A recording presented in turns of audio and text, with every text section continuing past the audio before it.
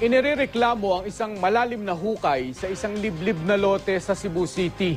Paniwala ng mga nagrereklamo, ginawa ang hukay para sa treasure hunting. Tila nababalot naman sa kababalaghan ng paliwanag ng may-ari ng lote kung bakit sila naghuhukay. Makibalita tayo kay Randy Gorion ng GMA Cebu. Isang hukay na may lalim na mahigit 10 metro ang nakita sa loting ito sa liblib na bahagi ng Barangay Apa sa Cebu City. Pag-aari ito ng pamilya Dancing. Inireklamo na raw ito ng kanilang kapitbahay sa mga otoridad dahil sa takot na maging sanhi pa ito ng paggalaw ng lupa.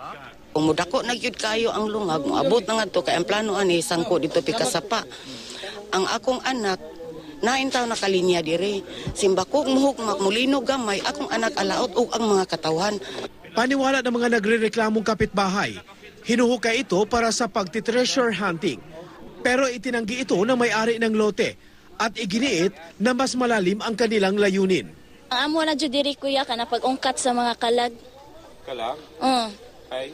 Ang papasaon na kay tumbuhi pa bagi nga man siya kanang kipadanggo siya sa kanang samon diri Patima. Ipinatigil na ng Cebu City Mining Regulatory Board ang paghukay. Wala raw kasing sapat na papeles ang pamilya Dancing para sa operasyon. Actually, tulo ko nun ni ka bangag na isumpay ba? So, mo nang ipa-verify na to kay kinalang naging sa mga permits, no? Excavation no? For safety sa mga taga-dinig. Kung ipagpatuloy nila ang paghukay roon, posibleng sampahan ng reklamo ang pamilya. Randy Gorion, Nagbabalita, Pilipinas.